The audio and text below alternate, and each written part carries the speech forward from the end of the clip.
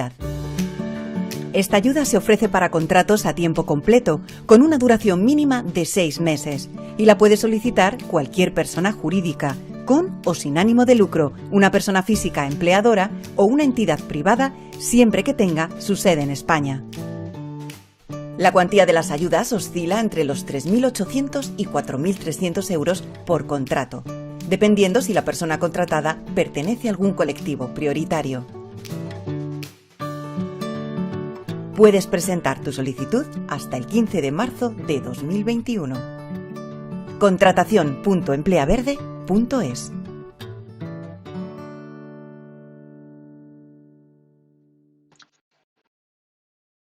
Muy buenas tardes, bienvenidas y bienvenidos a este ya quinto biodirecto con el que iniciamos este curso.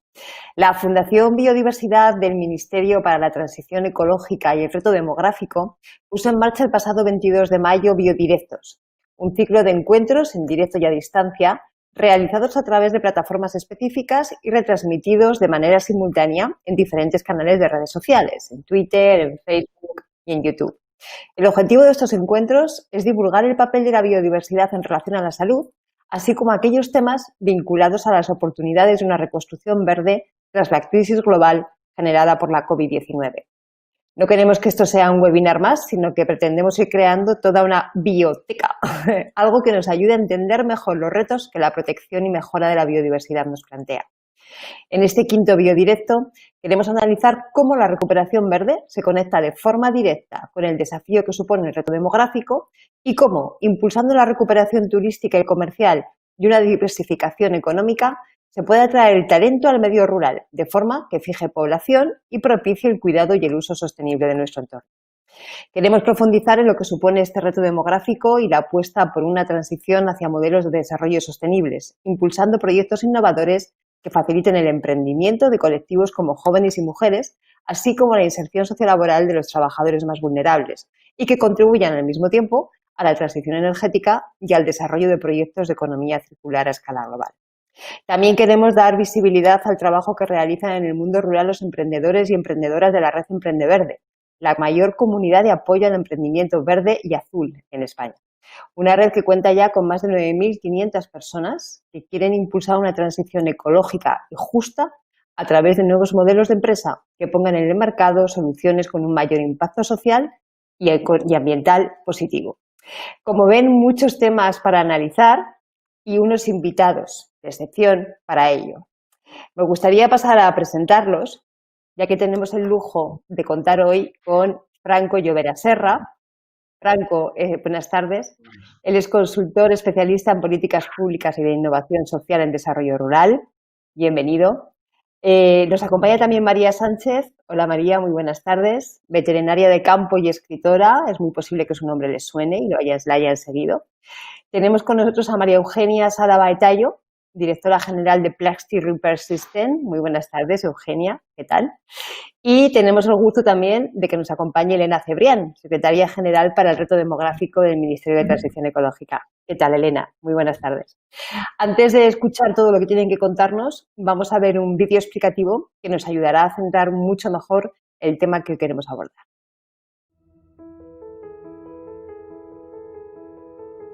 Entre 2001 y 2019, España ha pasado de 41 a 47 millones de habitantes, casi 6 millones de personas más. Pero este dato esconde una realidad diferente. En el siglo XXI, la despoblación de nuestro país se ha intensificado.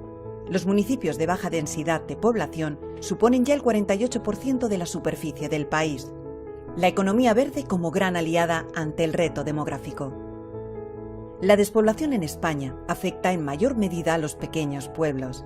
3 de cada 4 municipios han perdido población en la última década. Pero la despoblación también llega a las pequeñas ciudades. 29 capitales de provincia han perdido población en el mismo periodo. Prácticamente la mitad de nuestro territorio está en riesgo demográfico.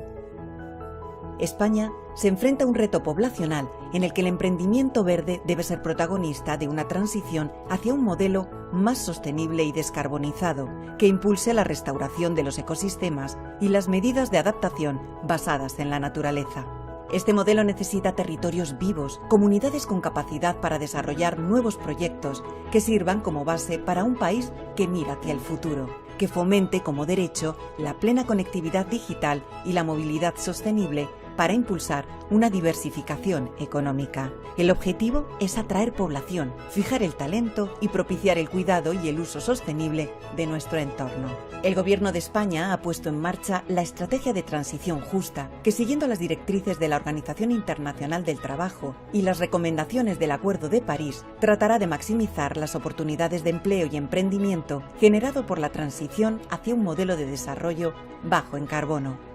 La estrategia será el instrumento que permitirá la identificación y adopción de medidas que garanticen a las personas trabajadoras y emprendedoras y a los territorios afectados por la transición un tratamiento equitativo y solidario.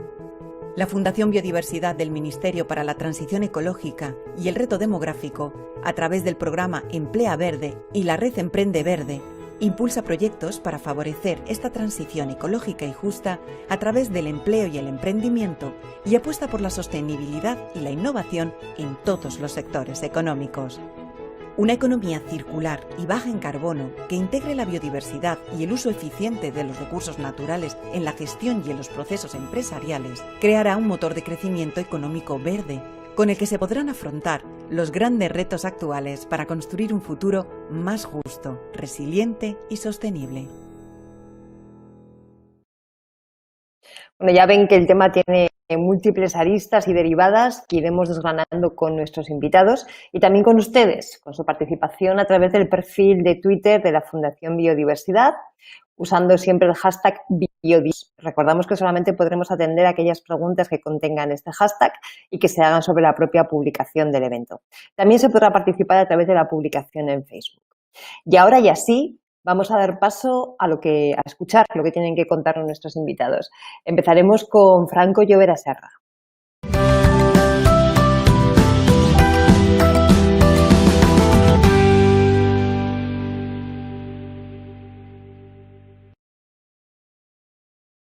Franco, ¿qué tal? Muy buenas tardes, bienvenido a este videodirecto. Franco, cuando hablamos de reto demográfico, generalmente pensamos en el mundo rural, pero a mí enseguida me salta una duda, ¿no? ¿Se puede transformar lo rural sin tener en cuenta, sin mirar al mismo tiempo a las ciudades? Pues sin lugar a dudas no. Las relaciones campo-ciudad son fundamentales, lo han sido a lo largo de toda la historia de la humanidad. No entenderíamos, por ejemplo, la ciudad de Madrid en el pensamiento biorregional o urbano que hicieron los monarcas de los Austrias cuando situaron la capital en Madrid. Los flujos ciudad-campo y campo-ciudad son fundamentales para entender qué ha ocurrido y repensarlos bien es clave para poder abordar muchos de los retos que tenemos por delante en el siglo XXI. Durante los últimos 80 años hemos sido testigos de cómo nuestros abuelos y padres han llegado desde el medio rural, expulsados por diferentes circunstancias, la miseria, cuestiones políticas, han llegado a las ciudades, se tuvieron que formar en diferentes profesiones porque venían con unos conocimientos agrarios. El campo ha estado suministrando alimentos a la ciudad. En este momento la mayor parte de los alimentos que entran en las grandes ciudades ya no provienen de los entornos de proximidad. Por otro lado, las ciudades generan una cantidad ingente de residuos. Podemos estar hablando solamente en materia orgánica, por ir al campo en el que yo estoy más especializado, que sería la regeneración agroecológica, los ciclos del carbono como alimentos que entran y como residuos que salen.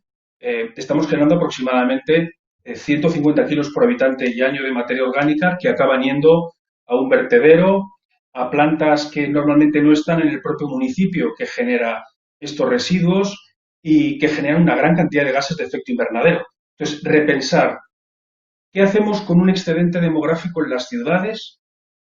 Tenemos bolsas crecientes de desempleo, personas que están muy descontentas con las relaciones laborales o la forma de vida en las ciudades y durante estos meses ha sido palmario. En algunos de los proyectos que estamos desarrollando hemos tenido aumentos de hasta 10 veces el número de personas que están buscando estrategias para salir de la ciudad. Y por otro lado tenemos que repensar la alimentación. Tendremos que ver cómo, para reducir emisiones de gases de efecto invernadero, para alimentarnos de alimentos más saludables, menos generadores de gases. Habrá que repensar la proximidad campo-ciudad en entornos lo más cercanos posibles.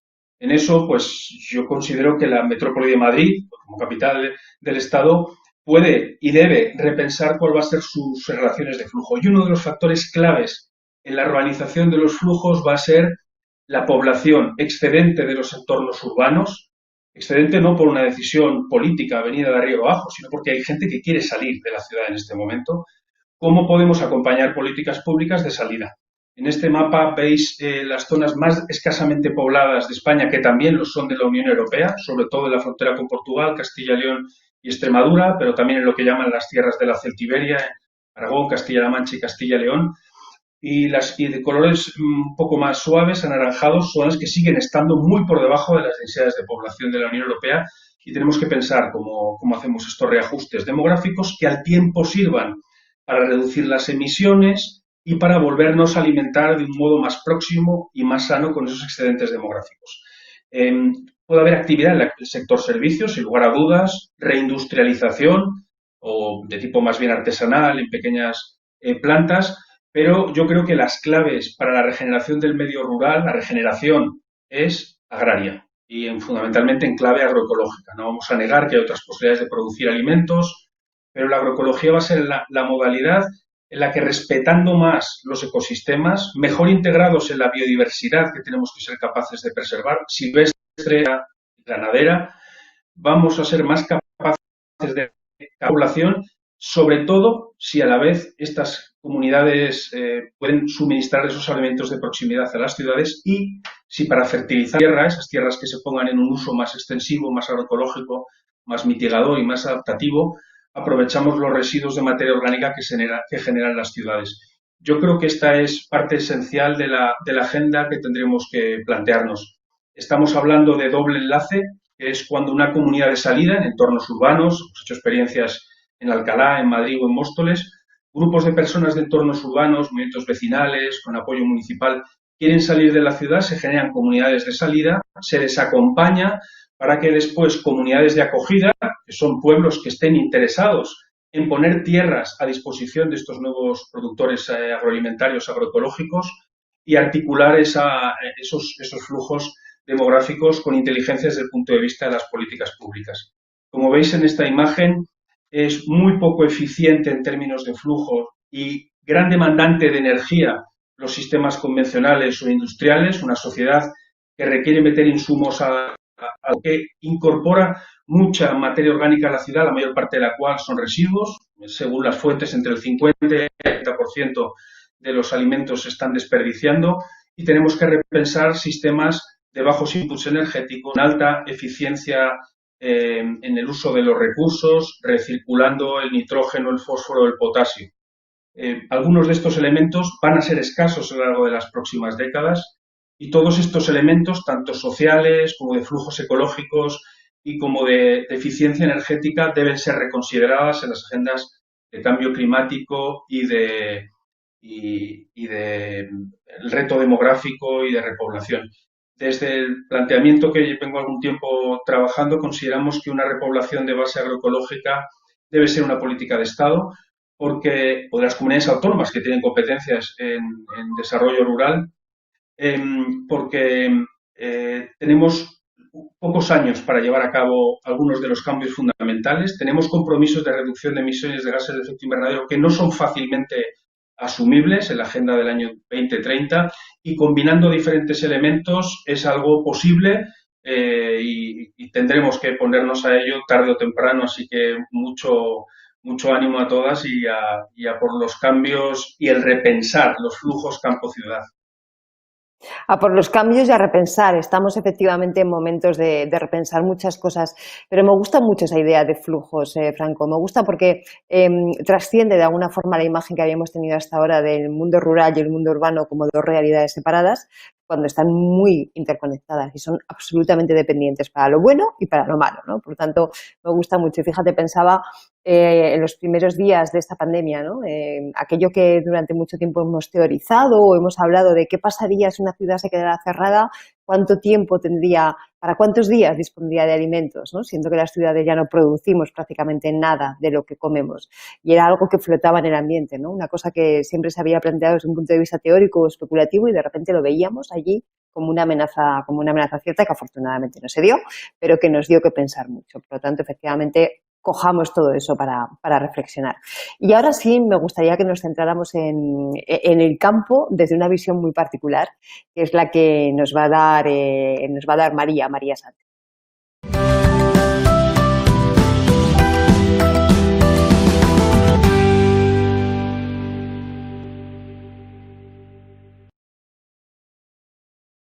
María Sánchez, muy buenas tardes, bienvenida, un gusto tenerte aquí. Veterinaria de campo y escritora, me gusta que te llamen así, te haces llamar así.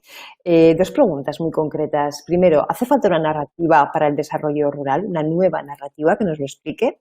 Y dos, ¿qué papel tenemos las mujeres en la creación de esa nueva forma de ver todo este ámbito?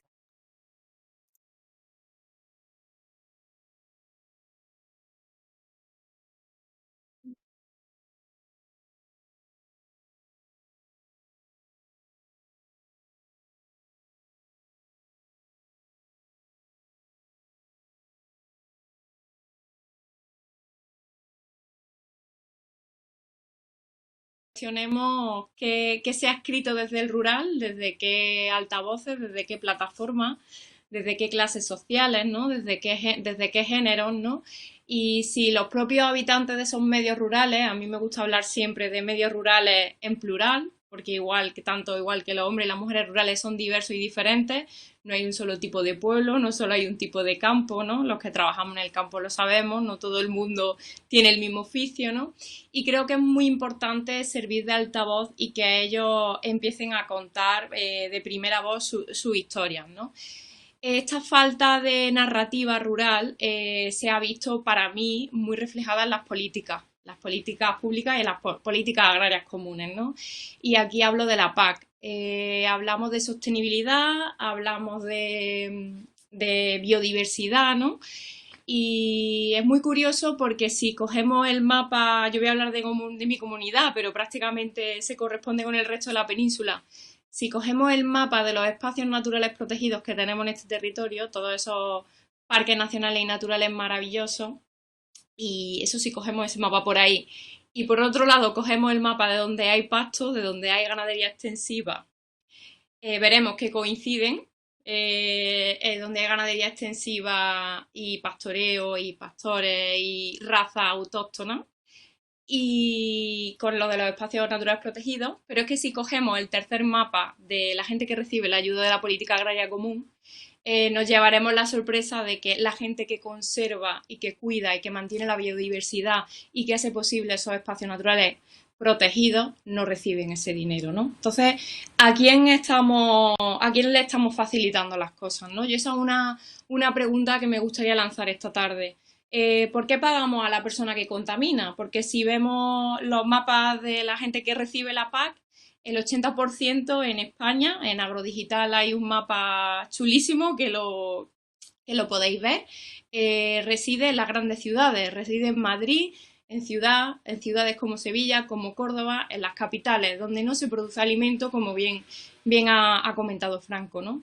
Entonces, para mí es muy importante, tanto que hablamos de esto, si tenemos razas autóctonas muy ligadas a un territorio, rústica, que ya no es solo el animal en sí, ¿no? Yo hablo de esto porque soy veterinaria y trabajo con ella y en mi campo de trabajo, que mantienen un territorio, una biodiversidad, que hay un vínculo entre la persona, entre la tierra, entre la semilla con la tierra, ¿no? Que hay una cultura y un conocimiento detrás.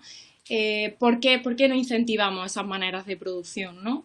Con el coronavirus lo hemos visto, que eran las tareas esenciales y no solo los cuidados. Para mí una alimentación también entra dentro de esos cuidados, ¿no? Y quizás nos deberíamos de plantear ahora con esta nueva narrativa qué ciudades queremos habitar, qué pueblos queremos habitar, a costa de qué queremos producir alimentos.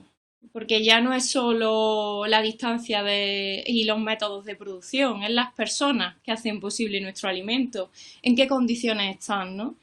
A mí me da mucha rabia con todo el territorio que tenemos en este país, que las personas, porque hablamos de irnos a los pueblos, ¿no? Para repoblar, pero nos olvidamos de todas esas personas que están en su pueblo, jóvenes, muchas mujeres, porque hoy en día las mayorías que están luchando contra macrogranjas, contra vertederos y minas en su pueblo, haciendo grupos de consumo, recuperando acequias, son mujeres las que están detrás de estas grandes plataformas. Son mujeres y hombres que no se quieren ir de su pueblo y se encuentran con que no tienen acceso a la tierra, no tienen acceso a una vivienda digna, no encuentran un sitio donde poder vivir, ¿no? No van a tener facilidad para, por ejemplo, si hacen queso y quieren vender queso por internet, no van a encontrar con una buena línea de internet, ¿no?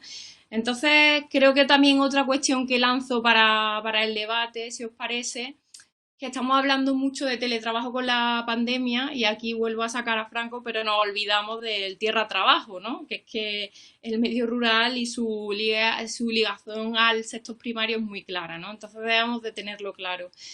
Tenemos estas personas que ya llevan desde hace años reclamando, pienso por ejemplo en Teruel existe, desde hace 20 años, toda esta falta de servicios básicos que tienen nuestros pueblos y que encima con las crisis de los últimos años se han ido potenciando y han hecho posible más la agonía de esos pueblos, ¿no?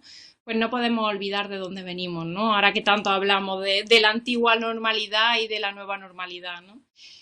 Y volviendo a la narrativa, yo no pretendo que solo escriban del campo las personas que viven en el campo, pero creo que debemos de plantearnos quién ha escrito, desde qué espacio, desde qué género y desde qué altavoz.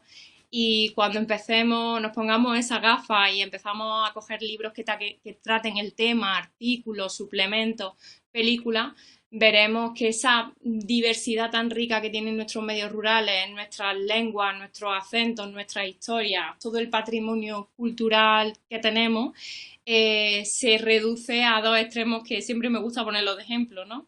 Uno es la cabaña de Walden, donde somos una postal idílica, donde tú te quieres ir al campo a descansar, donde no te puede molestar absolutamente nadie, ¿no? Y si canta un gallo denuncias, como ha pasado en Francia. Y el otro extremo, pues, los santos inocentes, ¿no? La gente de los pueblos, pues somos unos ignorantes, hay hambre, hay crueldad, ¿no? Hay traición y creo que no es nada justo con todo lo que tenemos dentro de nuestros pueblos.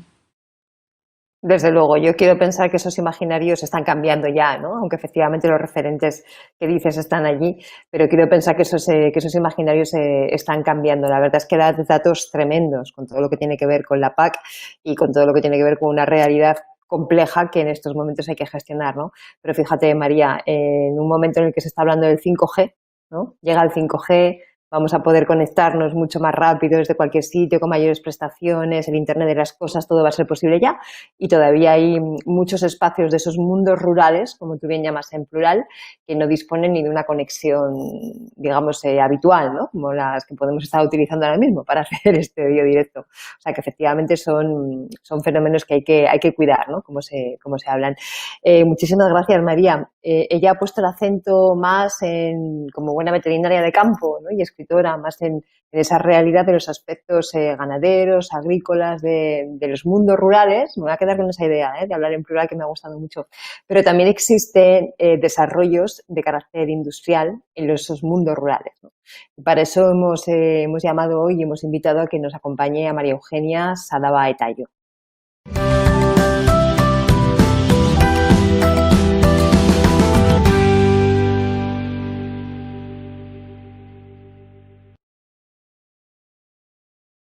¿Qué tal, María Eugenia? ¿Cómo estás? Muy buenas tardes. Buenas tardes. María Eugenia, tú has unido tres elementos que parecen la cuadratura del círculo, ¿no? Desarrollo rural, empleo local y economía circular.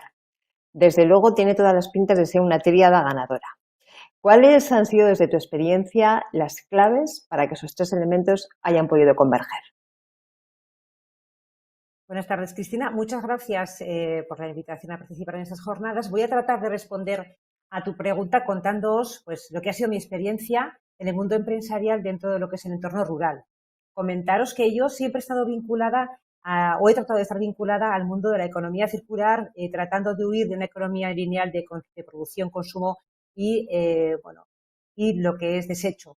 Y la primera experiencia que os quería comentar la desarrollé dentro del entorno rural de la Merindad de Estella, porque, a través de una asociación empresarial, lo que hicimos fue analizar qué tipo de residuos teníamos en nuestra cercanía para ver de qué manera podíamos aprovecharlos. De esta manera, lo que hicimos fue tratar de dar valor a un residuo muy específico que era la cáscara del huevo. Generamos un proceso industrial que nos permitió aprovechar estas cáscaras del huevo que se generaban en la zona para dar lugar a 2 nuevos ingredientes que a su vez se incorporaban al sector de la alimentación, en concreto el mundo del complemento alimenticio. Esto propició la generación de empleo, tanto cualificado como no cualificado, no sin bastantes dificultades. Luego, si queréis, lo comentamos y ahondamos en este aspecto. Y creo que ahora el ejemplo, digamos que ahora lo que me coloque es, donde estoy ahora como directora, es en la R de reutilización a través de la reparación, que es la empresa Plastic Repair System, que creo que es un modelo muy exportable por lo que voy a comentar. ¿Qué es lo que hace Plastic Repair System? Plastic Repair System se dedica a lo que es la reparación de elementos plásticos, como por ejemplo cajas que tú puedes encontrar en la recolección de la fruta, palots o bolsas que tú puedes encontrar cuando se está recogiendo pues todo tipo de verdura, o en los procesos intermedios de las conserveras, en las granjas y además en las empresas de transformación de esos animales que vienen de las granjas, en entornos, por ejemplo, de ocio como turismo de deportivo, por ejemplo, los kayaks, o por ejemplo, los contenedores de residuos urbanos que hay que repararlos in situ, que es que tiene todo el sentido del mundo, ¿no? Eso es lo que nosotros hacemos y además lo hacemos con garantía. ¿Por qué lo digo que hacemos con garantía? Lo hacemos con garantía porque hemos pasado múltiples análisis y estudios en diferentes centros de investigación, AIMPLAS, ITENE, que nos permiten decir que recuperamos el 100% de la funcionalidad del elemento y más del 98% de la resistencia. Incluso hay determinadas características que incluso las mejoramos con nuestra soldadura, ¿vale? Incorporamos un hilo que fabricamos también nosotros. Somos capaces de reparar por un coste de un 30% en comparación con el precio de la compra de un elemento nuevo, por lo tanto propiciamos ahorros de un 70% frente a la compra de un nuevo palote, una nueva caja que utilizamos en el campo o en la empresa conservera. Además, una cosa muy importante a tener en cuenta es que 1 kilo de plástico, la reparación de 1 kilo de plástico supone una emisión de 0,02 kilos de CO2 al medio ambiente y, sin embargo, la gestión como desecho de ese kilo de plástico y la fabricación de un nuevo kilo de plástico para generar un nuevo elemento, ya sea caja, palote, etcétera, supone 4,41 kilos de CO2 que emitimos a la atmósfera. Por lo tanto, la ventaja medioambiental es bastante evidente. Por otro lado, deciros también que damos un servicio global que luego comentaré. Estamos trabajando con varios talleres, además locales, con centros especiales de empleo, con personas con diferentes capacidades. Y aquí viene lo interesante para lo que es el modelo de economía circular, que es precisamente esta imagen que aparece aquí, que es la red de talleres. ¿Cuál es nuestra estrategia de negocio?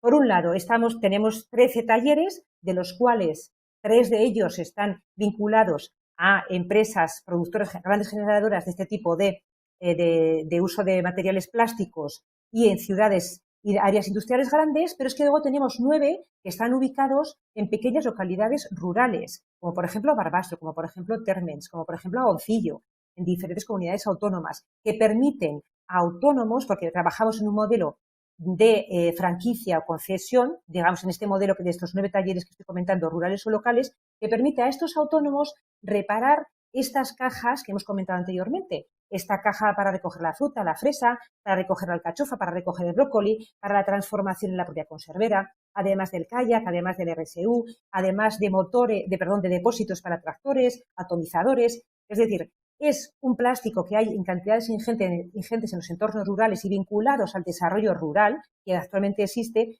al que podemos dar una salida a través de la figura de un autónomo, que nosotros lo que hacemos es darle esa formación, esa capacitación, porque no requiere una excesiva inversión y no es un proceso excesivamente complicado, sí que está patentado y nosotros enseñamos a cómo hacer esa termosoldadura para garantizar esa calidad y en función del entorno en el que nos encontremos rural, podemos llegar a generar pues de entre 5 a 10 puestos de trabajo. Por lo tanto, no es baladí. Yo creo que es un modelo muy exportable que nos permite ahorros económicos, ahorros de CO2, desarrollo de economía circular en el entorno rural y es algo que hay que tener muy en cuenta. Por ejemplo, un ejemplo muy claro y muy evidente.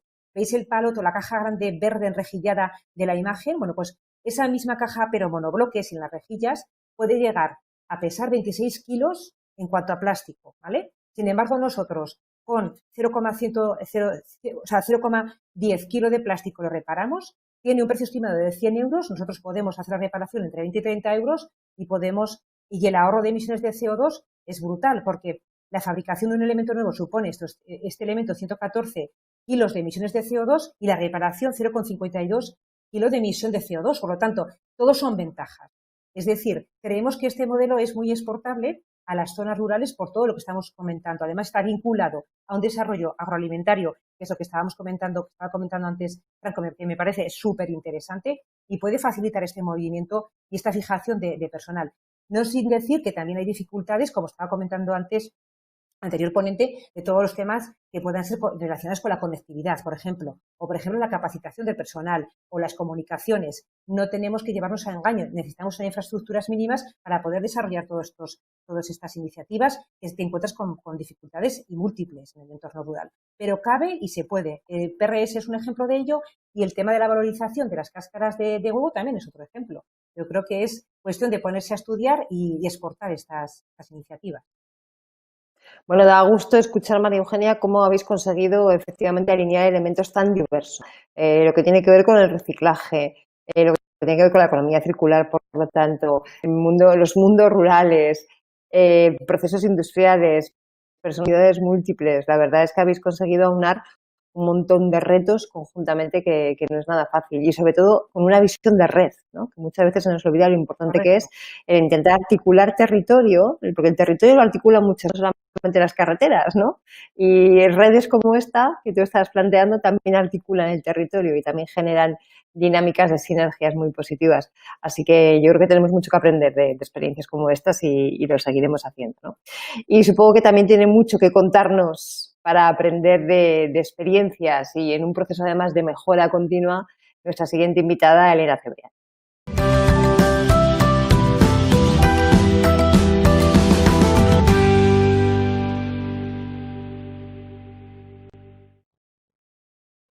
Elena, ¿qué tal? Muy buenas tardes. Muchísimas gracias por acompañarnos.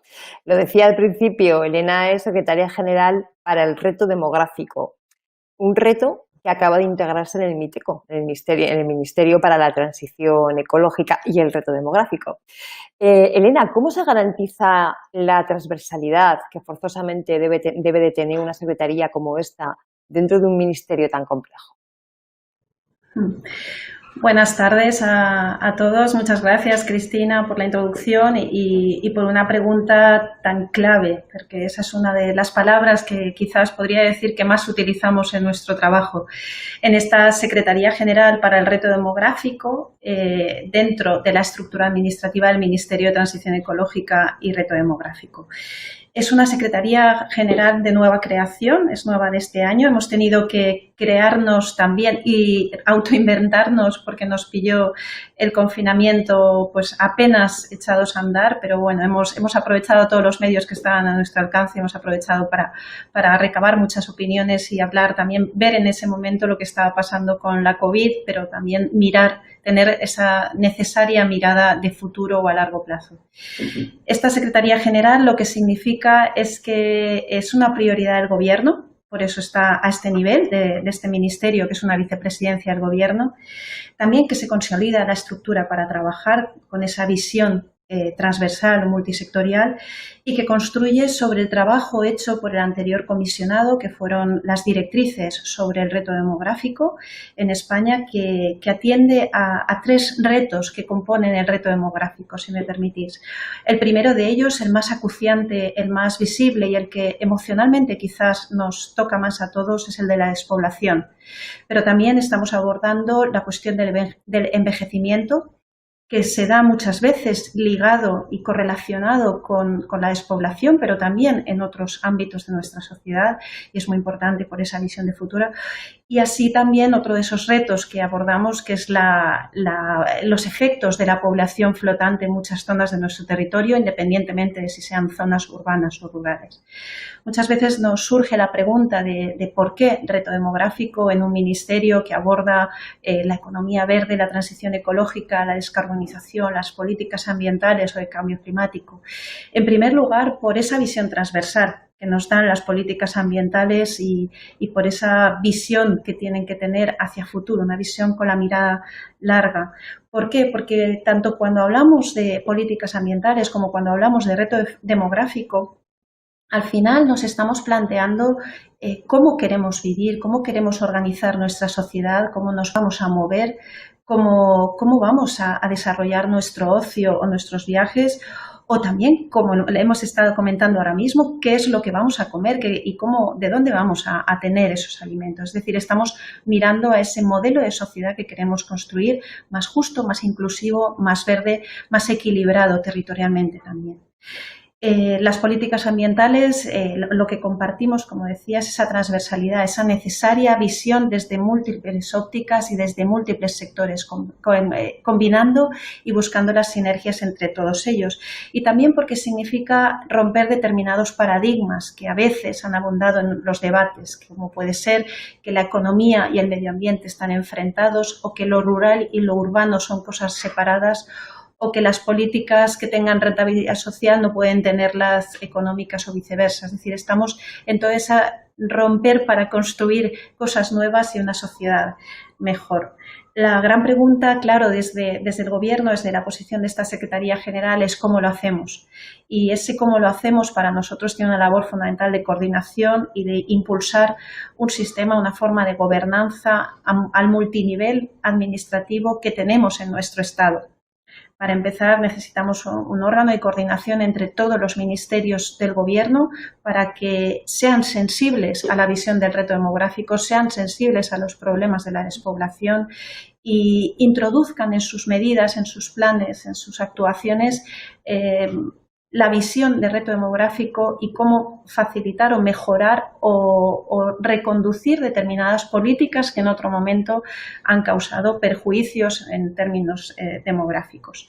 También, como no puede ser de otra manera, estamos organizando una conferencia sectorial. Mañana mismo tengo una reunión de nuevo con las comunidades autónomas, porque en las comunidades autónomas, en los gobiernos autonómicos, residen gran parte de las competencias que tienen que ver cuando hablamos de nuestras zonas en declive demográfico o de todos estos problemas que responden al acceso a servicios como la educación, como la sanidad, la atención social o el impulso al pequeño comercio, los comercios locales de proximidad, etcétera. Pero también porque, de nuevo, volvemos a esa visión transversal, multinivel y en el que todas las administraciones estén involucradas. También en este aspecto, por supuesto, las entidades locales, desde los municipios más grandes a los medianos y a los más pequeños. Y eso es cómo tenemos que organizar, impulsar y coordinar esa gobernanza multinivel, gobernanza entre las administraciones, que tiene que ser en base a un marco de confianza, un marco estable. Y es lo que queremos reflejar en el gran trabajo que estamos preparando y organizando ya, que será la Estrategia Nacional ante el Reto Demográfico, que, como decía, se construye sobre las directrices que aprobó el Gobierno en 2019. Hay otra parte de trabajos muy importante en este sentido y uno de ellos es algo que estamos impulsando, que es contar con una evaluación de impacto demográfico.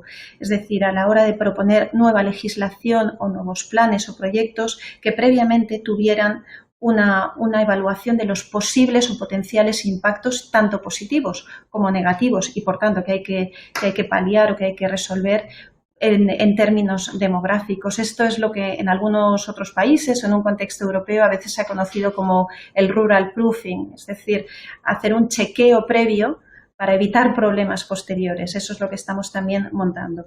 Por supuesto, abordando cuestiones tan importantes y de alguna manera creo que lo ha mencionado María, es que necesitamos en muchos aspectos y sobre todo cuando miramos o enfocamos la mirada a los pueblos más pequeños, a las empresas más pequeñas, a los sectores más vulnerables, es una simplificación de la legislación. Nos encontramos con que muchas veces hay formas o procedimientos demasiado complejos y eso estamos viendo como cómo hacerlo para facilitar todo ello y en particular para facilitar la vida y el trámite y al fin y al cabo el bienestar de los conciudadanos de los municipios más pequeños.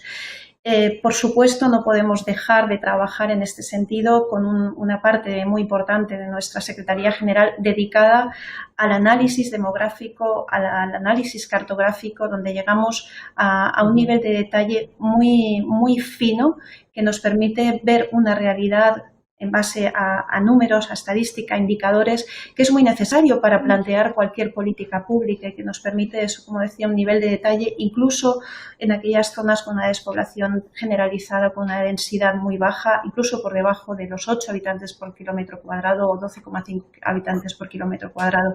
Esa parte, esa fuerza analítica es lo que también nos permitirá autoevaluarnos y hacer un seguimiento adecuado.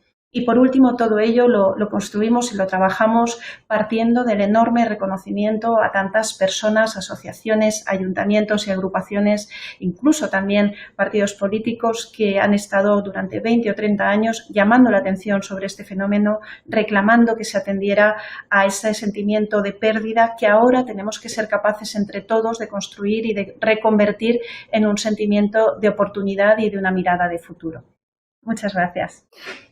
Muchísimas gracias, Elena. La verdad es que se nota que tienes contenido para contarnos durante horas. Es una pena que tengamos que condensar tan poco. Me cuesta resumir. No me extraña porque hay mucho que contar. Pero fíjate qué curioso, porque yo creo que planteabas la pregunta clave que ahora está en el frontispicio de muchas cuestiones que tienen que ver con la sostenibilidad, que es el cómo. Bueno, ¿y esto cómo lo hacemos? ¿No?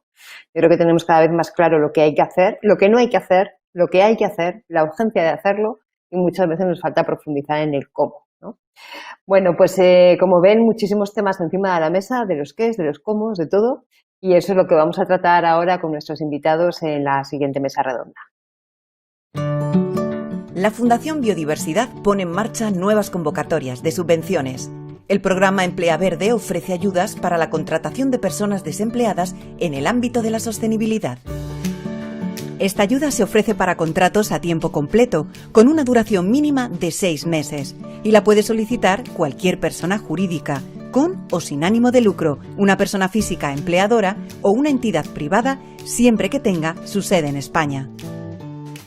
La cuantía de las ayudas oscila entre los 3.800 y 4.300 euros por contrato, dependiendo si la persona contratada pertenece a algún colectivo prioritario.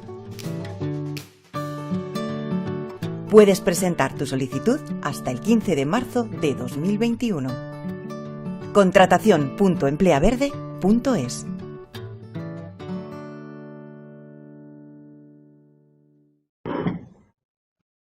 Bueno, pues ya estamos todas, ya estamos todos. La verdad es que hay un montón de cosas que me gustaría preguntaros y que me gustaría plantear en esta mesa, así que voy a intentar hacer una selección. Franco, yo sé que vosotros trabajáis mucho desde la perspectiva de la innovación social. Me gustaría que, ¿sabes?, nos podías poner algún ejemplo concreto de innovación social ligado al desarrollo rural que nos sirviera como inspiración. Bueno, pues se me ocurren dos. Yo creo que hay uno que me llamó mucho la atención. En el año 2014 estaba haciendo un análisis para el Observatorio Agroalimentario, el ADE Rural de Castilla y León, sobre el tema del reto del despoblamiento, y analizando nos dimos cuenta que el sitio de Castilla y León donde había habido menos inversiones públicas y había más población asentada era una ecoaldea. Yo creo que hay procesos que, más que de innovación social, para repoblar hacen falta grupos de familias. La familia nuclear no es una entidad viable. Hace falta acompañamiento a procesos comunitarios que puedan compartir escuela y abrir una escuela, y eso no lo hace una familia. Eso requiere un acompañamiento, una facilitación, una resolución de conflictos, requieren pues un enfoque más profundo que el de la mera innovación social. La Red Ibérica de Alcaldeas me consta que está trabajando en este campo. Por otro lado, otro campo de innovación social que he avanzado antes, en el que estoy trabajando particularmente, es una escuela itinerante que se llama Itinera. Se identifican municipios que tengan tierras disponibles y ganas de acoger, o sea, tiene que haber una actitud de acogida por parte de toda la comunidad rural, y sobre los terrenos disponibles, públicos o privados, de esa comunidad de acogida, se diseña un currículum agroecológico de producción agraria y ganadera muy diversificada, pensada en la venta en la comunidad de salida, que son los barrios en los que hay gente que quiere salir, se van a aprender y después su propia comunidad de la que han salido se convierte en la consumidora, con lo que tenemos venta directa o circuitos cortos de comercialización y evitamos los intermediarios, que como sabemos es uno de los grandes retos que tiene el sector agroalimentario. Y yo creo que estos son dos ejemplos, uno es más formativo y el otro tiene que ver más con acompañamiento de más largo recorrido a familias, identificando cuáles son los pueblos y los recursos sobre los que podrían trabajar para vivir y buscarse la vida, que siempre en el medio rural debería incluir alguna actividad agraria, aunque solamente sea para autoconsumo. O sea, sin alfabetización agroecológica no hay nueva ruralidad que realmente sea legítimamente rural. Veo a María sintiendo enfáticamente, con lo cual entiendo que está de acuerdo, no va a discrepar mucho, pero muchísimas gracias, Franco. María, te quería plantear una cosa que me venía a la cabeza cuando te estaba escuchando antes. Yo creo que reflejas muy bien, ¿no? Todo el mundo de la necesidad de poner la voz femenina también cuando se describen las realidades rurales, pero estaba pensando en concreto y de forma especial en las mujeres jóvenes. ¿Cuál crees en estos momentos que es la realidad o cuáles son de alguna forma los incentivos, los atractivos que pueden tener esas múltiples y diversas realidades rurales que tú hablas para las mujeres jóvenes? Bueno, Cristina, yo creo que antes de hablar de las mujeres que se pueden venir a los pueblos, es importante hablar de las que están en los pueblos o se han tenido que ir porque no han tenido opción a decidir, ¿no? En mi familia materna es la historia de toda la genealogía que me antecede. Mujeres que con 18, 19 años se fueron a la periferia de Barcelona con su marido a trabajar en casas como chachas, sirviendo, montando bares, en las periferias trabajando en las fábricas, ¿no? O mujeres como mi madre que con 12 años la quitan del colegio para coger aceituna y no tiene opción ni decisión de qué quiere hacer con su vida, si quiere estudiar o poder seguir en el colegio, ¿no? Era una niña, le tocaba trabajar, ¿no? Mi madre nació en el 60, no nació en los años 30 ni 40, o sea, prácticamente bastante reciente, ¿no? ¿Qué pasa con todas estas mujeres que están todavía en los pueblos y que a día de hoy se tienen que ir a las ciudades porque no pueden emprender su proyecto y hacer su proyecto en el rural? Creo que deberíamos de centrarnos ahí primero, ¿no? Y creo que lo más importante es que ellas tengan la opción a decidir qué quieren hacer, si se quieren ir o si se quieren quedar, pero por lo menos que puedan decidir sobre su futuro, ¿no? Para mí eso es fundamental. También creo que es muy importante que tengamos cuidado con ciertos discursos en el que las mujeres somos la mera arma reproductiva para la repoblación del rural, ¿no? De los medios rurales. Vuelvo a esa opción de decidir qué queremos hacer, ¿no? Luego, atractivos que tiene el rural, pues tiene muchísimos, pero no nos olvidemos de todas las reivindicaciones que venimos haciendo, ¿no? Que yo creo que no es importante, ya que hablamos de sostenibilidad, ¿no? Para mí es fundamental esos buenos servicios y comunicaciones por comarcas, ¿no? Y servicios de sanidad, de educación, de cultura y como bien dice Franco, es que hay muchísima gente que muchas veces nos sorprendemos de la cantidad de gente que vive en las ciudades que se iría con un poquito de facilidades a un pueblo, ¿no? Si tuviera eso, facilidad para poder alquilar una casa, porque nos encontramos en el rural con casas viejas, que los propietarios ya ni siquiera van, pero tienen un vínculo emocional, tierras a las que no, gente que quiere, por ejemplo, yo que trabajo mucho caprino de leche, quieren hacer una pequeña quesería artesana, poder pastar por los montes comunales o tener un cachito de tierra y es imposible. Vuelvo y aquí enlazo con lo de Elena, la burocracia, sea para nuestros productores, para nuestros pequeños productores agroecológicos y que están conservando, insisto, nuestros medios rurales y nuestro todo patrimonio y nuestro paisaje, debemos ayudarles y facilitarles las cosas. Yo los llamo guardianes del territorio, son nuestros guardianes del territorio. Sierra Nevada, por ejemplo, yo trabajo con la vaca pajuna, está totalmente ligada esa vaca y esos pastores que hacen transterminancia con ese parque. Pues si han hecho posible ese parque, ¿por qué no los ayudamos? ¿Por qué no consumimos sus productos? ¿Por qué no nos preguntamos por qué esa raza está en peligro de extinción, ¿no? Entonces ya, insisto, tenemos las personas, tenemos los recursos, tenemos los animales, tenemos las semillas, ¿no? vamos a hacer políticas públicas que pongan también la vida y el alimento en el centro, no solo la producción, y ahora que tanto hablamos de emergencia climática, ¿no? Tenemos también que plantearnos qué tipo de sistema agroalimentario queremos, ¿no? Porque ahí tenéis, por ejemplo, las macrogranjas, ¿no? O los grandes invernaderos, ¿no? Entonces, con todo lo que conlleva. Yo creo que para mí eso es fundamental. Cualquier persona que no quiere vivir en una ciudad, que quiere otro ritmo de vida, formar parte de una comunidad, le va a ver el atractivo, ¿no? Yo creo que es súper importante poner el punto en que cada persona pueda decidir dónde quedarse. Muchísimas gracias, María, ha quedado clarísimo. Y fíjate, tú hablabas de un montón de cosas que se hacen en clara indicación, ¿no? Es decir, bueno, es que aquí necesitamos comunicaciones, servicios, etcétera.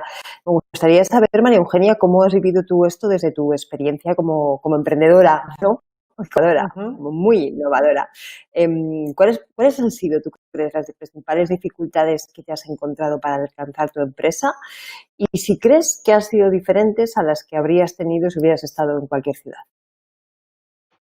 Mira, Cristina, yo lo que voy a explicarte es pues esas dificultades y también lo positivo, de ese emprendimiento en entornos rurales y desde el punto de vista de montar empresa y luego desde el punto de vista de la persona que va a trabajar en esa empresa. Desde el primer punto de vista, como empresa propiamente dicha, para empezar, pues yo me he encontrado dificultades en ciertas áreas rurales pues de competencia, pues con economía sumergida, por ejemplo, para contratar personal no cualificado, ¿no? Mucha rotación, pues porque estaba compitiendo con una economía sumergida que me dificultaba el poder contratar personal, en algún caso. En otros casos, el traer personal cualificado para los departamentos de I+D también me ha costado bastante. La conectividad, por ejemplo, pues la conectividad es que la fibra tendría que estar implantada en la mayor parte de las áreas rurales de España si realmente queremos promocionarlas y que se puedan repoblar. Es que es algo básico hoy en día para poder internacionalizar, para poder vender, para poder trabajar.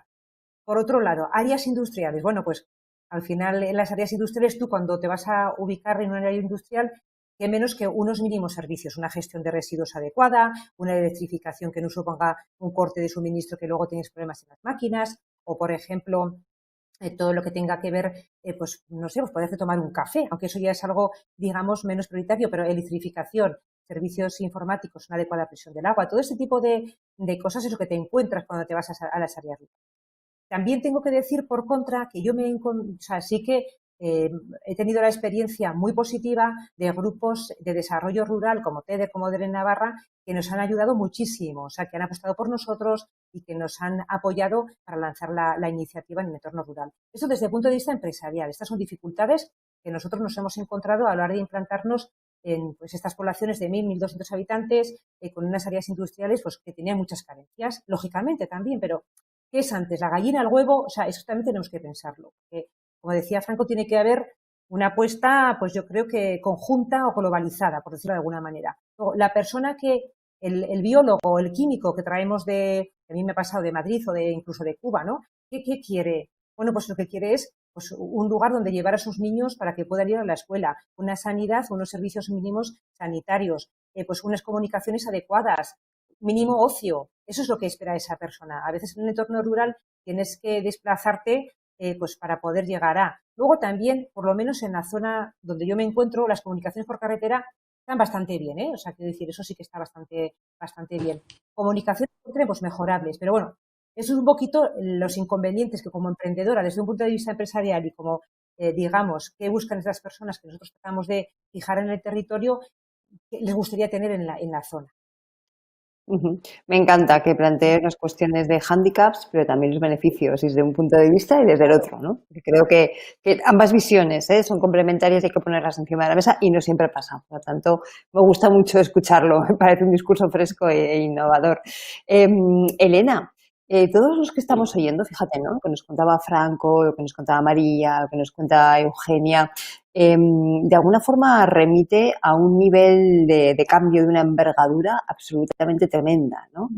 Algo que yo creo que ningún gobierno por sí solo, por mucha intención y mucha voluntad que tenga, puede hacerlo, ¿no? Esto más bien da para pensar mucho en algo parecido a un pacto de Estado, a un pacto donde las diferentes fuerzas políticas, pero también las sociales y también las económicas, se pongan manos a la obra.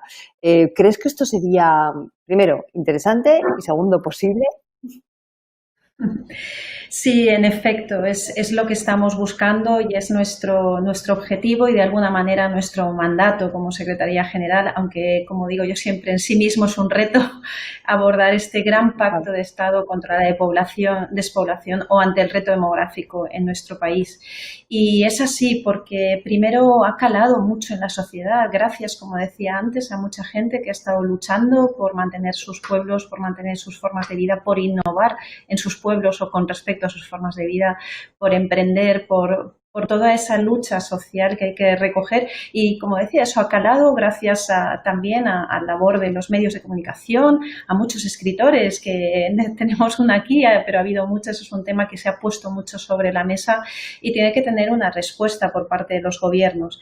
Es verdad que es un reto de gran envergadura donde tiene que haber una alianza entre las administraciones, una alianza desde el punto de vista político, por una cuestión fundamental. En primer lugar, porque si lo llamamos pacto de Estado es porque tiene que tener una vocación de permanencia, es decir, algo en lo que pongamos la mirada larga, aunque tengamos hitos a corto plazo, porque hay cuestiones concretas que hay que resolver ya, como estabais comentando, la conectividad digital, temas de simplificación de burocracia o ayudas puntuales en determinados lugares, una mejora de los servicios públicos. Según el territorio de que estemos hablando, tendríamos que enfocar más en esas cuestiones concretas.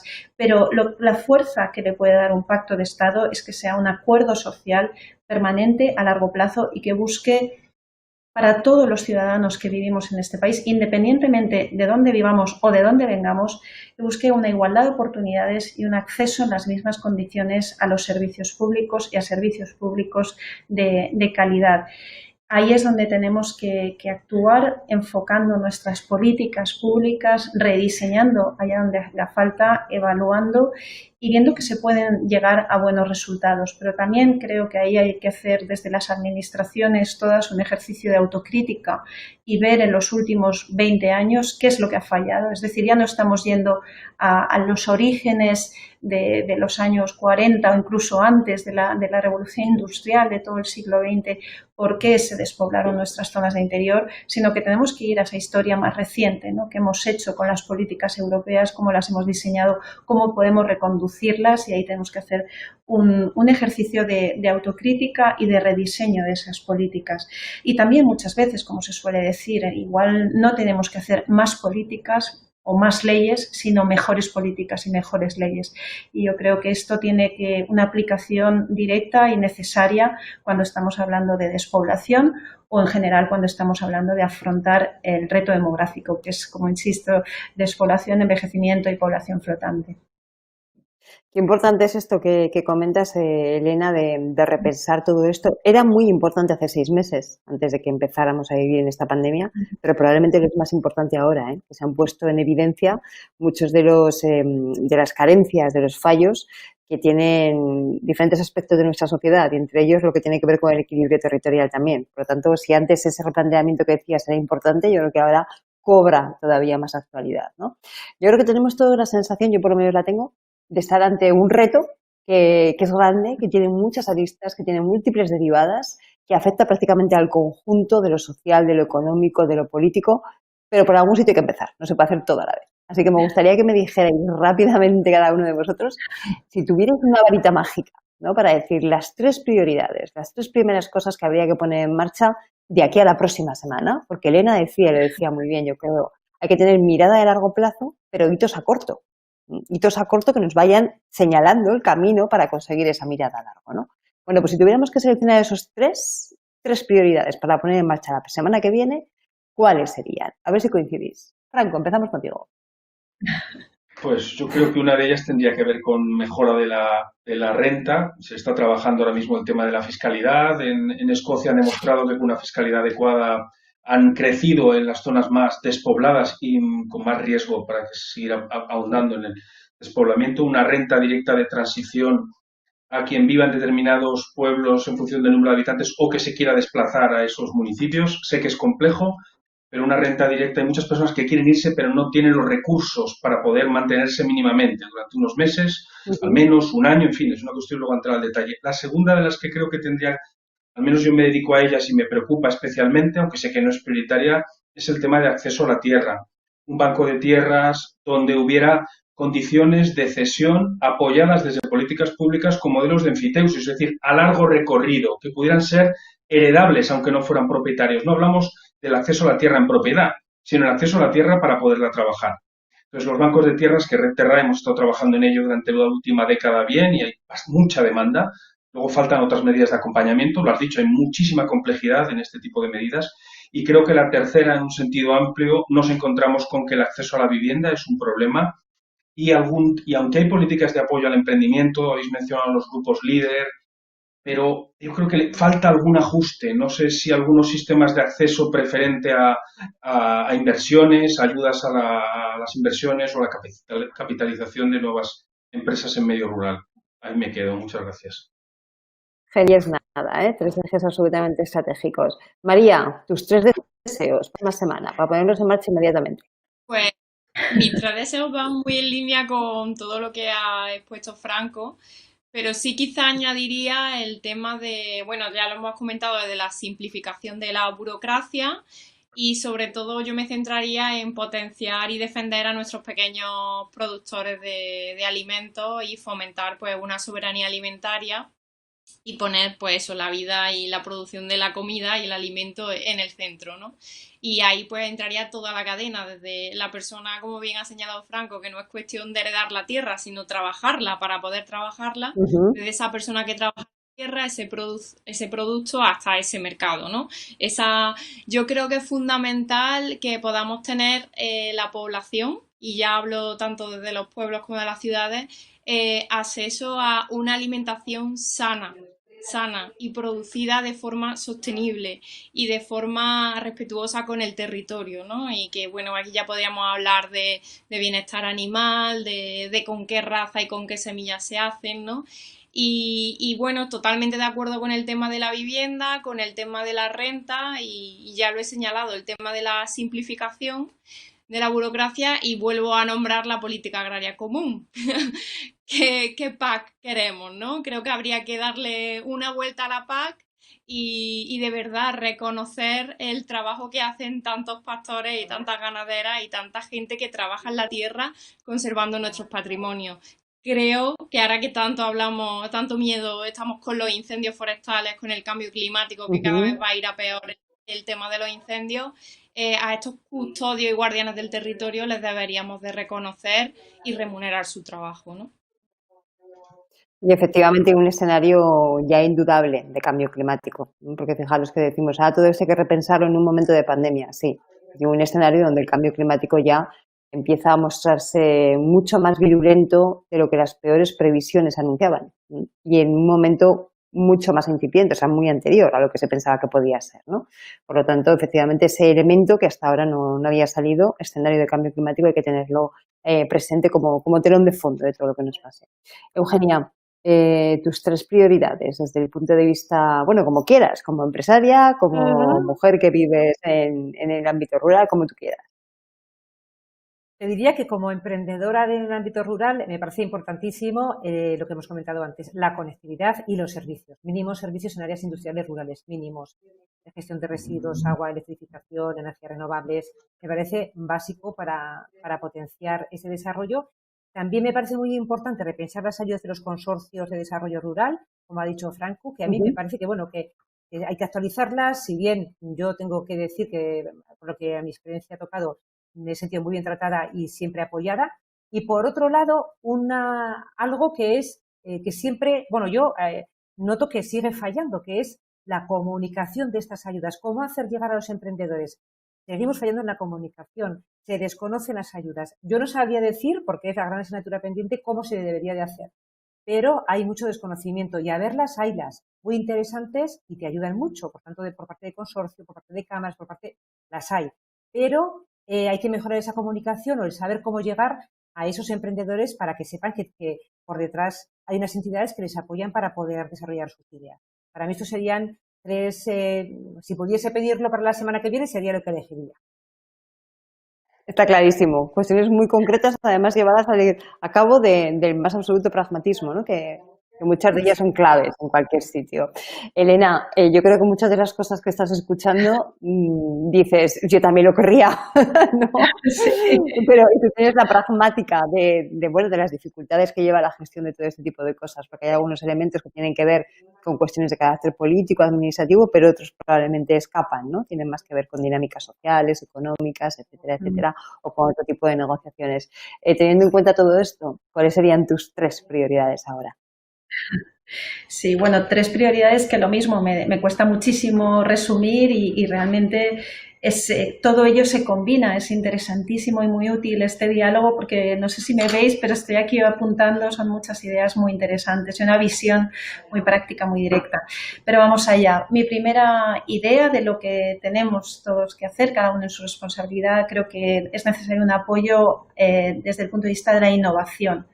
Porque la innovación al final es hacer las cosas de forma diferente y creo que esa es una de las claves de lo que hemos estado hablando entre todos, también porque nos enfrentamos y ahí la Unión Europea estos días, todos estos debates lo está marcando mucho y es importante tenerlo en cuenta, nos enfrentamos a una transformación digital, una transformación verde, la descarbonización de la economía, al repensamiento de políticas tan importantes como decía María, de la PAC, pero también las políticas de cohesión, las políticas de jóvenes, todo eso lo tenemos que ver con otra mirada y desde luego medidas de apoyo a innovación social, porque estamos hablando de personas y estamos hablando de la geografía humana de nuestro territorio. Entonces tenemos que pensar, como decía Franco antes también, las formas de organización social. Esa como primera cuestión. La segunda, un impulso a la formación, a la educación, a la divulgación en todos sus aspectos.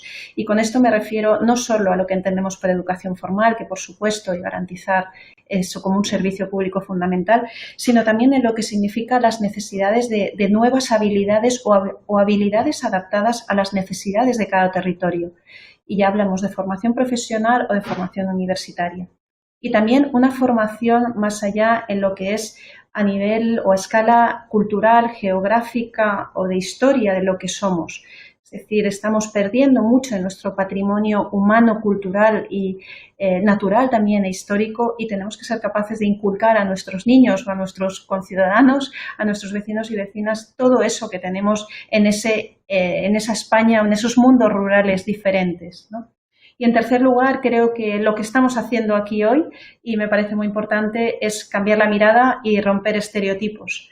Para empezar, lo hemos hablado ya, ha salido en el debate, el de la mujer, ¿no? El papel de la mujer, sea en el medio rural o sea en la sociedad en general. A mí no me gusta distinguir, pero es verdad que hay que romper esos estereotipos y contar las realidades de lo que pasa. Romper también esa dicotomía entre lo rural y lo urbano, como habéis señalado todos. Estamos súper conectados. No se puede entender lo rural como aquello que queda después de lo urbano o de las infraestructuras. Somos un todo y tenemos que verlo de otra manera porque nuestros territorios están cambiando y en evolución continua. También esa dicotomía entre lo antiguo y lo nuevo, los jóvenes y los viejos, quizás tenemos todos que aprender mucho mutuamente. Y por eso esas son, como decía, las 3 medidas: innovación, formación y cambiar la mirada. Ahí es nada. Bueno, pues un mosaico estupendo que habéis construido entre los 4 y tenemos un montón de preguntas que van llegando por medio de las redes sociales, así que vamos a darle entrada.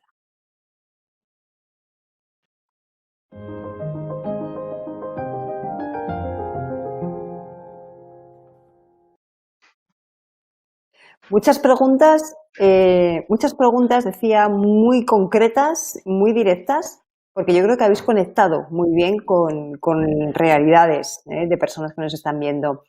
María Eugenia, te lanzan el primer cable. Nos dicen, yo también soy una emprendedora y me resulta apasionante que hayas conseguido llegar tan lejos con esta idea. ¿Qué consejos le das a esos emprendedores rurales que tienen una idea y no saben por dónde empezar a hacerla realidad? Y apunta, la verdad es que no son sencillos los inicios en el mundo del emprendimiento verde. Eugenia, ¿qué consejos? Pues bueno, a mí me parece que es fundamental saberse acompañar de buenos consejeros. Yo es lo que le diría. Vuelvo a insistir de nuevo en que en el entorno rural, en las asociaciones de desarrollo rural, en los ayuntamientos, puede encontrar un apoyo súper importante. Luego, en todo lo que es eso para el desarrollo de lo que es de la idea, y también me parece fundamental la facilidad de la búsqueda de los inversores, pero volvemos a lo mismo, porque muchas veces el emprendedor dice, bueno, vale, tengo la idea, pero ¿quién me va a hacer el plan de negocio? ¿Cómo voy a buscar socios si necesito los socios? ¿Qué requisitos me va a pedir el banco? Bueno, pues para todo eso yo creo que es fundamental el acompañamiento, y ese acompañamiento lo puede encontrar en esos consorcios, los puede encontrar en las cámaras de comercio, en iniciativas que lanzan los ayuntamientos, quizás no de la localidad pequeña, pero sí de la merindad. Entonces, todo ese apoyo es clave, porque si no te puedes quedar solamente en la idea. Y tú necesitas pues que te despejen todas esas dudas, ¿no? Esas dudas de decir, Polines, ¿y cómo? ¿Y en el plan de negocio qué tengo que recoger? ¿Cuál es la diferencia entre una PIG y una tesorería? ¿Realmente cuánto dinero tengo? ¿Quién me podría apoyar? ¿Qué conocimiento me hace falta? ¿Y quién podría ser o no mi socio me podría interesar llevar en este camino? ¿Dónde puedo encontrar a alguien? Pues ese es el apoyo que necesita el emprendedor. Si tiene entusiasmo, que eso es fundamental, y pasión por la idea que quiere desarrollar, tiene que buscar esos apoyos. Es clave buscar esos apoyos para poder desarrollar la idea. Si no, te puedes quedar solamente con la idea porque te sientes muy impotente, ¿no? Pasar de las musas al teatro, ¿verdad? Alguien que te ayude a aterrizar y ver cómo poner en marcha todo eso con lo que tú sueñas, efectivamente. Franco, ¿te apelan en cuestiones que tienen que ver con la alimentación? Porque es el primero que lo has tratado, aunque luego también María lo ha comentado. Dicen, llevamos unos años donde cada vez hay una apuesta más clara por lo ecológico, por la alimentación ecológica. ¿Piensas que la gente está concienciada con ese tipo de alimentación y de consumo? ¿Cómo vas viendo? Pues sin lugar a dudas. Sin lugar a dudas. Está creciendo más de 2 dígitos al año el consumo ecológico certificado, es decir, lo que podemos garantizar a través de sistemas de terceros, de los consejos reguladores de agricultura ecológica. Pero si vamos además a lo que se llama la agroecología silenciosa, son procesos que sin certificación, en entornos de proximidad, sistemas alimentarios territoriales donde hay confianza entre productor y consumidor, no tenemos ni siquiera estadísticas de hasta qué punto está creciendo. Algunos de los productores con los que trabajamos nos han dicho que durante estos meses han tenido aumentos de 5 veces las demandas de alimentos de proximidad aportados también a domicilio. Pues, el crecimiento es exponencial y las estadísticas no son capaces de ser conscientes del crecimiento que está teniendo. Las estadísticas no tienen una mirada que nos ayude a entender todo lo que está pasando en ese mundo, ¿eh? Y ahora es muy pronto y todavía no podemos saberlo, pero dentro de un poquito de tiempo yo creo que sería bueno analizar cómo ha influido la pandemia precisamente en esto, en comportamientos que tienen mucho más que ver con cuestiones de sostenibilidad o de responsabilidad, por ejemplo, una alimentación basada en productos ecológicos, ¿no? Vamos a ver cómo pasa un poquito del tiempo y que podamos tener datos que nos digan ya qué ha pasado. Elena, te preguntan, te dicen una cosa muy interesante. No sé cómo habrá ido porque estamos en la situación que estamos, pero mira, dice, en estos primeros meses al frente de la Secretaría General, ¿habrás tenido oportunidad de reunirte y de hablar con la gente de los pueblos? ¿Qué te cuentan? ¿Cuáles son sus principales reclamaciones?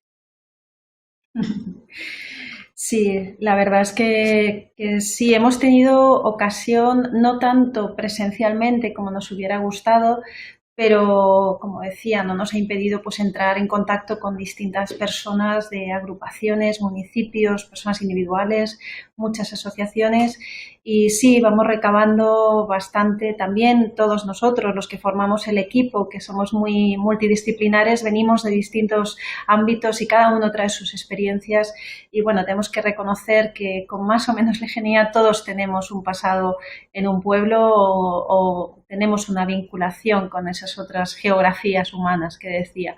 Y sí, las reivindicaciones pues son muchas las que hemos hablado aquí. Desde luego, hoy en día, básico para relacionarse entre personas con la administración, para emprender, para teleeducación, para todo lo que se nos pueda ocurrir, para el ocio, que es muy importante, no olvidemos que también como seres sociales necesitamos el ocio, la digitalización. Se ha avanzado mucho, es cierto, en los últimos 2 años el Gobierno ha hecho un esfuerzo tremendo por llegar a ese pequeño porcentaje que queda, pero precisamente queda en las zonas rurales o zonas más remotas. Ahora mismo ha salido otra nueva convocatoria en la que estamos todos haciendo un esfuerzo, la Secretaría de Estado de Telecomunicaciones, para llegar a esa cobertura y llegar a un buen acceso en las mismas condiciones que como si estuvieras en una ciudad. Por supuesto, lo que hemos hablado de reducir la burocracia, de simplificación de trámites, de tener en cuenta también las distintas peculiaridades de cada territorio y que la innovación o las soluciones no pueden venir desde arriba, tienen que tener un impulso desde las administraciones, sin duda, un reenfoque de muchas políticas, pero han de contar con las experiencias de base, con el conocimiento del territorio y con el conocimiento de las personas, pertenezcan a asociaciones o sean profesionales o de los propios ayuntamientos. Reforzar los ayuntamientos pequeños también en sus capacidades que tienen, como señalaba antes, también en esa posibilidad de poder acompañar, apoyar e informar a aquellos que quieran emprender, a las personas que están allí y quieran quedarse y quieran continuar viviendo en esos pueblos o ciudades intermedias, y desde luego también para informar sobre lo que hay. Y otra parte muy importante, pues por eso he insistido yo tanto, que se cambien las miradas. Como decía María, no podemos pasar de tener esa mirada triste, deprimida de lo que es o era ese corral destruyéndose, ni pasar a una visión bucólica que tampoco es real, y un poco enfocarnos en las realidades y escuchar a las personas que viven en el territorio. Muchísimas gracias, Elena. Se nos ha comido el tiempo, pero entra una pregunta de última hora. María, te la voy a lanzar con el compromiso de que vas a contestar en 10 segundos, ¿vale? Además, es muy concreta. Dice, ¿el objetivo cuál es? ¿Animar a repoblar los pueblos? ¿Que los habitantes de los pueblos no los abandonen? ¿O ambos? ¿Y cómo se conjuga todo esto para que ninguna de esas personas o de esas poblaciones se sientan perjudicadas? En 10 segundos, María. Ay, pues Cristina, me lo pones muy difícil. El objetivo, vuelvo a insistir, es que cada uno pues tenga opciones y servicios y acceso a condiciones igualitarias a esos servicios, igualdad de oportunidades, seas de ciudad o de pueblo. Tanto de si de un pueblo te quieres ir a la ciudad, te quieres quedar, o si de la ciudad quieres empezar una nueva vida en un pueblo. Y ella lanzó el último dato. Ahora con la pandemia, vuelvo a lanzar la pregunta. ¿Quién se puede ir a un pueblo? ¿Qué personas pueden permitirse irse a un pueblo dejando el trabajo, empezando una nueva vida? Y aquí apelo a un cierto segmento de la población. Muchas amigas mías y amigos míos no pueden irse a un pueblo ahora, y se harían, porque están con trabajos precarios, tienen que vivir en una ciudad. Hablábamos del transporte de un pueblo a otro para ciertos servicios, pero las grandes ciudades, ¿cuánto tiempo pasa mucha gente en transporte para ir a su trabajo desde su casa, ¿no? Entonces yo creo, y resumo, igualdad de oportunidades y de condiciones de acceso a esa vivienda y a esa forma de habitar el territorio, sea en un pueblo o sea en una ciudad. Muchísimas gracias, clarísimo. Se están empezando ya a dar fenómenos curiosos, en ese sentido. Es una pena que no tengamos tiempo para poder abordar, pero yo creo que darían para todo un biodirecto entero en sí mismo, así que tenemos que dejarlo aquí. Yo no quisiera despedirme sin agradeceros a los 4, Franco, María, Eugenia, Elena, vuestra participación, vuestra capacidad de síntesis, vuestra pasión por lo que contáis y lo bien que lo hacéis. A la Fundación Biodiversidad, al Ministerio de Transición Ecológica y Reto Demográfico por organizar estos biodirectos, a todo el equipo técnico que hay detrás, que nunca se les ve en las pantallas, pero que sin ellos esto no sería posible. Muchísimas gracias, chicos, chicas. A todos los que nos habéis acompañado hoy y a aquellos que nos habéis seguido, que sois ya más de 1.150 a través de redes sociales. Por cierto, un dato curioso, los biodirectos, todos estos 4 biodirectos que llevamos ya, más este quinto, han tenido ya más de 35.000 visualizaciones. Yo creo que todo un éxito del que tenemos que felicitarnos todos y todas. Y por último, no quisiera despedirme sin emplazarles al próximo biodirecto, que tendrá lugar la próxima semana, el día 21 de septiembre, pero ojo, esta vez a las 12 del mediodía, que nadie se despiste, porque se presentará el índice de calidad del aire y contará con la presencia de la vicepresidenta cuarta y ministra para la Transición Ecológica, Teresa Rivera, a la que acompañarán pues, muchos de los principales expertos en el tema del país. Así que creo que es una cita obligada, próximo 21 de septiembre a las 12 del mediodía, por los canales habituales de Fundación Biodiversidad. Un saludo y hasta la próxima.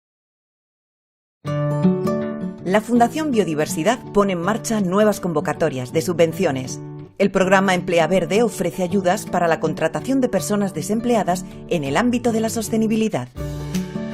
Esta ayuda se ofrece para contratos a tiempo completo, con una duración mínima de 6 meses, y la puede solicitar cualquier persona jurídica, con o sin ánimo de lucro, una persona física empleadora o una entidad privada, siempre que tenga su sede en España.